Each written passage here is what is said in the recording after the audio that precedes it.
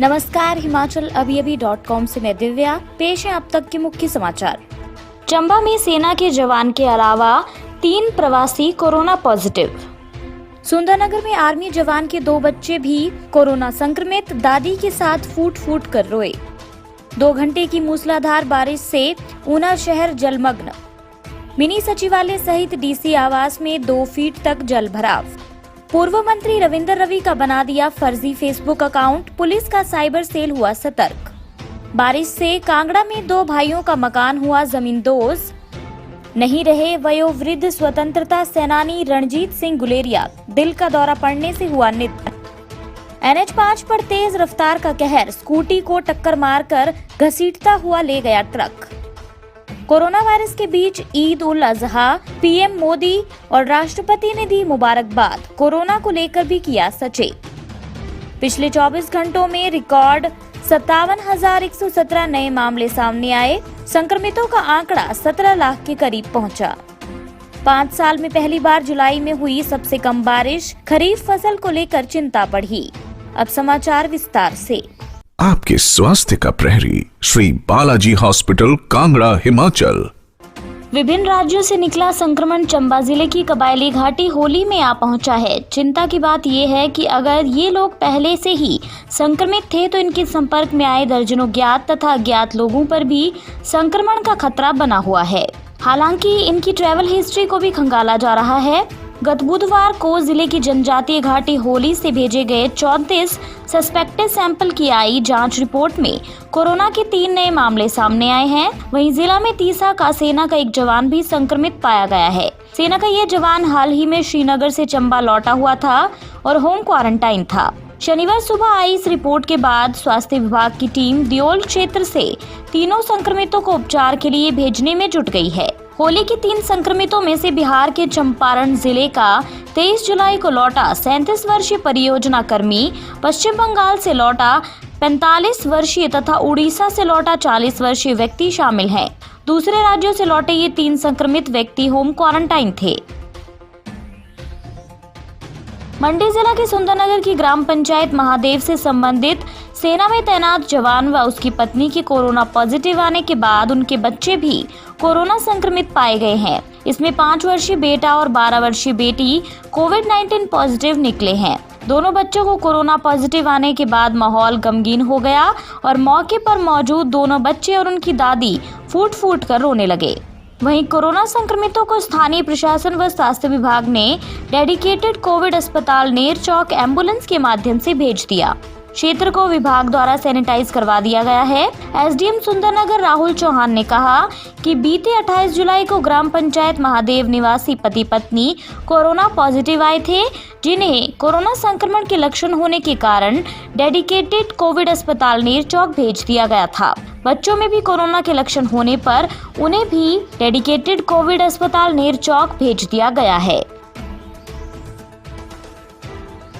ऊना में बारिश ने फिर से जलभराव की समस्या को लेकर प्रबंधों की पोल खोल दी है। शनिवार सुबह से जारी मूसलाधार बारिश ने जिला मुख्यालय में लोगों को संकट में डाल दिया है। ऊना के न्यायालय परिसर, उपायुक्त व एसपी कार्यालय समेत डीसी कॉलोनी में जलभराव हो गया। डीसी आवास में भी 2 से 3 फीट पानी भर गया। वहीं मिनी सचिवालय में अदालत परिसर पानी के तालाब में बदल गया। तेज बारिश के कारण जिला ऊना की स्वान समेत सभी नदी नाले उफान पर हैं। करीब 2 घंटे हुई भारी बारिश से अफरा तफरी मच गई। ऊना मुख्यालय पर कुछ क्षेत्रों में 2 से 3 फुट तक पानी घुस गया।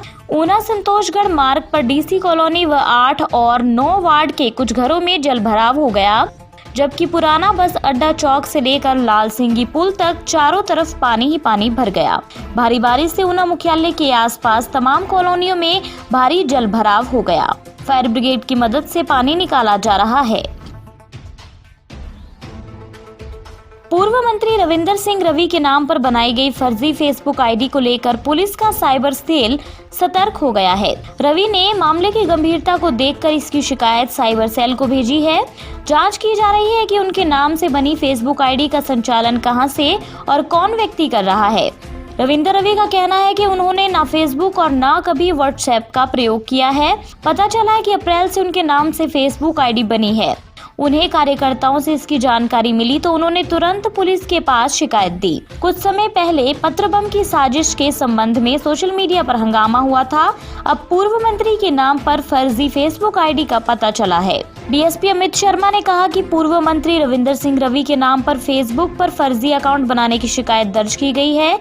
ये फेसबुक आईडी कहां से बनी और किसने बनाई, इसकी छानबीन की जा रही है। जिला कांगड़ा की पंचायत गग्गल के तहत रात को 2 भाइयों का मकान जमींदोज हो गया। रविंदर और विपिन का मकान रात करीब 3 बजे अचानक ध्वस्त हो गया। गग्गल पंचायत के प्रधान रविंदर बाबा ने बताया कि 2 भाइयों के मकान में एक प्रवासी परिवार भी 2 वर्ष से किराए पर रह रहा था। विपिन कुमार और प्रवासी मजदूर महेश यादव का सारा घरेलू सामान बर्बाद हो गया है। प्रवासी महेश यादव ने बताया कि जब सारा परिवार सलेटपोश मकान में सो रहा था तो अचानक मिट्टी गिरने लगी, जिसे देखकर वे बाहर निकले और देखते ही देखते मकान ध्वस्त हो गया। मकान के मलबे में पीड़ित का सारा सामान नष्ट हो गया है। अन्य समाचार ब्रेक के बाद। Shri Balaji multi speciality hospital Kangra, जहां आपको एक ही छत के नीचे मिले बेहतरीन चिकित्सा सुविधाएं, cardiology, laparoscopic, general surgery, neuro surgery, orthopaedics, paediatric, radio diagnosis, urology, gastroenterology, ophthalmology, pathology, medicine, anaesthesia और डेंटल जैसी अत्याधुनिक और बेहतरीन चिकित्सा सुविधाएं, 24 घंटे इमरजेंसी सुविधा, 9 बेड के साथ critical care unit, cardiac monitor और डिफिब्रिलेटर्स, सेंट्रल ऑक्सीजन लाइन और वेंटिलेटर सुविधा। हिमाचल प्रदेश के सबसे बड़े निजी स्वास्थ्य सेवा प्रदाताओं में से एक Shri Balaji multi speciality hospital Kangra राष्ट्रीय स्वास्थ्य बीमा योजना के साथ सूचीबद्ध Shri Balaji multi speciality hospital Kangra BPL परिवारों के लिए अस्पताल में कैशलेस भर्ती होने के साथ ही ईसीएच की भी सुविधा। हमारा पता Shri Balaji multi speciality hospital, Balaji Vihar, Ujjain, Kangra. संपर्क करें 9218411108 पर। Shri Balaji multi speciality hospital Kangra.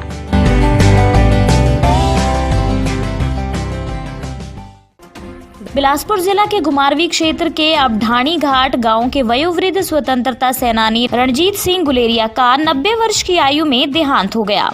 Guleria पिछले कुछ समय से बीमार चल रहे थे तथा वे आईजीएमसी अस्पताल शिमला में दाखिल भी रहे। वहां से कुछ दिन पूर्व स्वास्थ्य लाभ के चलते उन्हें घर लाया गया था। शुक्रवार करीब 1:30 बजे उन्हें दिल का दौरा पड़ा। परिजन उन्हें घुमारवी में एक निजी अस्पताल में ले गए, जहां पर डॉक्टरों ने उन्हें मृत घोषित कर दिया। गुलेरिया सामाजिक संस्थाओं से जुड़े हुए व्यक्ति थे तथा वे सामाजिक गतिविधियों में बढ़ चढ़कर भाग लेते थे। सोलन जिला के कंडाघाट में राष्ट्रीय उच्च मार्ग 5 पर एक तेज रफ्तार ट्रक ने स्कूटी सवार को जोरदार टक्कर मारकर करीब 30 मीटर दूर तक घसीटता हुआ ले गया। स्कूटी सवार को तुरंत शिमला आईजीएमसी अस्पताल ले जाया गया, जहां पर इलाज के दौरान उसकी मौत हो गई, जबकि ट्रक चालक मौके से फरार हो गया। राष्ट्रीय उच्च मार्ग 5 पर टिकरी मोड़ के समीप वाकना घाट की तरफ से आ रहे तेज रफ्तार व गलत दिशा में एक ट्रक आया और वाकना घाट की तरफ जा रही स्कूटी को टक्कर मारकर उसे घसीटता हुआ 30 मीटर के करीब सड़क किनारे कच्चे मार्ग में ले गया। दुर्घटना के बाद चालक ट्रक लेकर मौके से फरार हो गया। हादसे में घायल व्यक्ति को तुरंत स्थानीय लोगों की मदद से आईजीएमसी शिमला भेजा गया। मृतक का नाम गोविंद बताया जा रहा है, जिसकी आईजीएमसी शिमला में इलाज के दौरान मौत हो गई।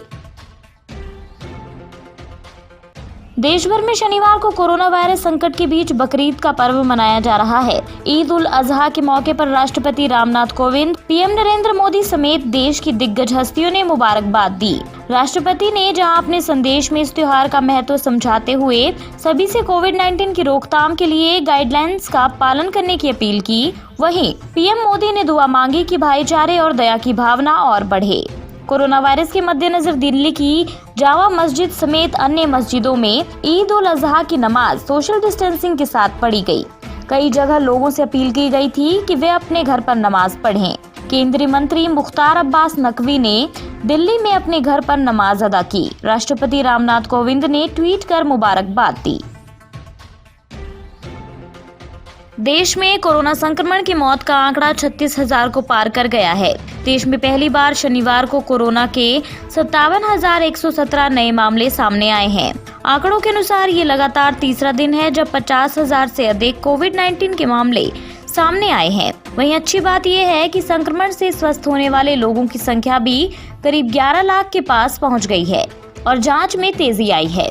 देश में अब तक कोरोना के लिए 1.93 करोड़ से ज्यादा नमूनों का परीक्षण किया गया है। शनिवार सुबह के आंकड़ों के अनुसार पिछले 24 घंटे में 764 लोगों की मौत हो गई है। वहीं मृतकों की संख्या बढ़कर 36,511 हो गई है। देश में संक्रमण के मामले बढ़कर 16,95,988 हो गए हैं, जिनमें से 5,65,103 लोगों का उपचार चल रहा है और 10,94,374 लोग उपचार के बाद इस बीमारी से उबर चुके हैं।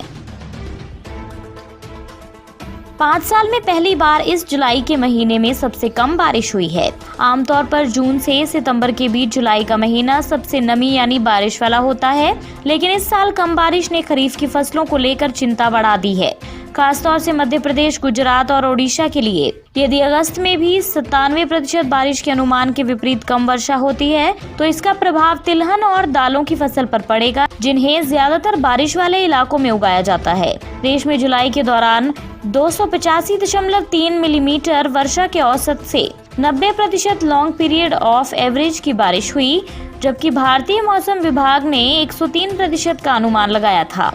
इसी के साथ ये बुलेटिन यही समाप्त होता है। अगला रेडियो बुलेटिन सुनिए शाम 7:30 बजे। तब तक के लिए नमस्कार। आपके स्वास्थ्य का प्रहरी श्री बालाजी हॉस्पिटल, कांगड़ा, हिमाचल।